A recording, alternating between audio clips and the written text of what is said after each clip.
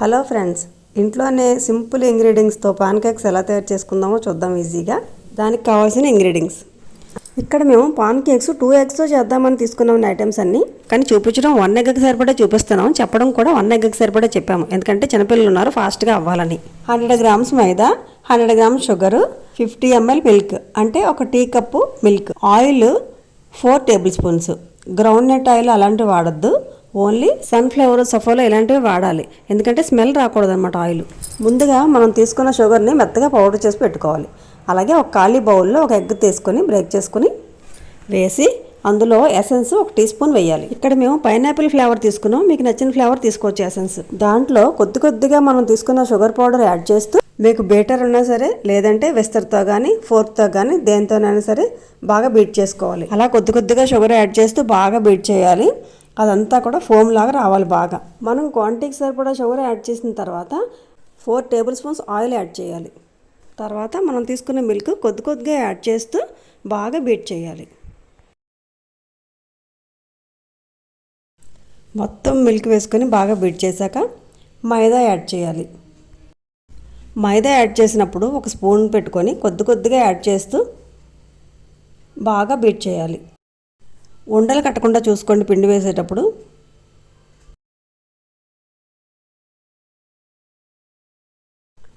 పిండి కొద్దిగా యాడ్ చేసుకోవాలి.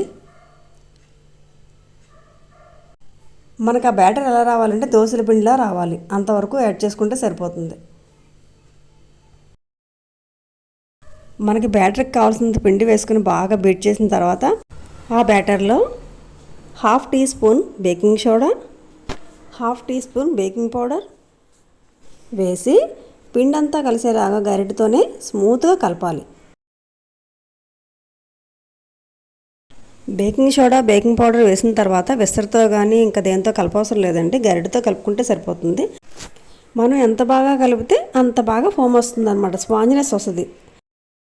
పాన్ కేక్స్ బాగా స్పాంజ్లా వస్తాయన్నమాట. మనం కలుపుకున్న పిండి కన్సిస్టెన్సీ చూసారు ఎలా ఉందో, అలా ఉండాలన్నమాట. ఇప్పుడు ఒక దోశల పెనం తీసుకొని, నాన్ స్టిక్ అయినా అవ్వచ్చు మామూలుదైనా కావచ్చు, తీసుకొని కొంచెం హీట్ అయ్యాక కొద్దిగా ఆయిల్ అప్లై చేయాలి. లైట్గా అప్లై చేసిన తర్వాత ఇలా వేసుకోవడమే డైరెక్ట్గా గరిటెతో. ఒకేసారి 2-3 కూడా వేసుకోవచ్చు, మనం వేసుకున్న సైజుని బట్టి అడ్జస్ట్ చేసుకొని. అర్థం అవడం కోసం ముందు సింగిల్గా వేసి చూపిస్తున్నారు. ఆయిల్ ఎక్కువ వేయకూడదండి, దోశకు వేసినట్టు లైట్గా పెనం మీద రాస్తే చాలు. ఒక్కసారి మళ్ళీ అస్తమానం ఆయిల్ వేయవలసిన పని లేదండి, ఒక్కసారి అప్లై చేస్తే సరిపోతుంది. చూసారా ఎంత బాగా వచ్చిందో. ఇంకా అన్నీ ఇలా వేసేసుకోవడమే. ఫ్లేమ్ ఎప్పుడు కూడా లో ఫ్లేమ్లోనే ఉండాలి, హై ఫ్లేమ్లో పెట్టద్దు. లో ఫ్లేమ్లోనే కుక్ అవ్వాలి, చాలా ఫాస్ట్గా అయిపోతాయి కూడా. ఇలా మీరు సైజుని బట్టి పెనం మీద అడ్జస్ట్ చేసుకుంటూ 3 కానీ 4 కానీ ఒకేసారి వేసేసుకోవచ్చు. టర్న్ చేసేటప్పుడు మెల్లగా ఒక్కొక్కటి తిరగేసుకోండి, సరిపోతుంది. ఫాస్ట్గానే కుక్ అయిపోతాయి. అడుగున బ్రౌన్ కలర్ వచ్చాక టర్న్ చేసుకోవడమే. ఇవి స్టవ్ దగ్గరే ఉండి చేసుకోవాలంటే వదిలేసి ఎట్టి వెళ్ళకూడదు, వెంటనే కుక్ అయిపోతాయి. ఒక ఎగ్ క్వాంటిటీకి సరిపడా మనం తీసుకుంటే ఈ సైజులో 15 వరకు వస్తాయండి మనకు పాన్ కేక్స్.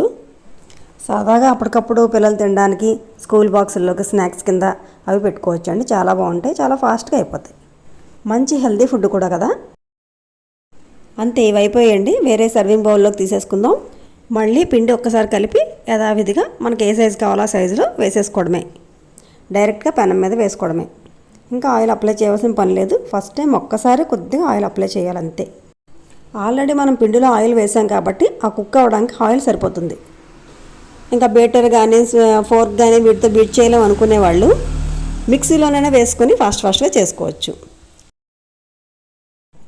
ఆ పాన్ కేక్ కుక్ అయిందని మనకు పైకి తెలిసిపోతుందండి, హోల్స్ కింద పడుతుంది, లైట్గా ఫోమ్ వస్తుంది బాగా, అప్పుడు టర్న్ చేసుకుంటే సరిపోతుంది.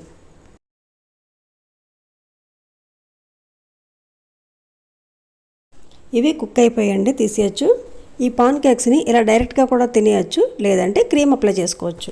క్రీమ్ తయారు చేసుకోవాలంటే సింపుల్గా మన ఇంట్లో వెనపూస ఉంటుంది కదా, 1 టేబుల్ స్పూన్ వెనపూసలో 1 టేబుల్ స్పూన్ షుగరు, ఒక 2 or 3 drops ఎసెన్స్ వేసి బాగా బీట్ చేస్తే క్రీమ్ తయారైపోతుంది. ఈ పాన్ కేక్స్ మీద అప్లై చేసామనుకోండి, పిల్లలు ఇంకా బాగా ఇష్టపడతారనమాట.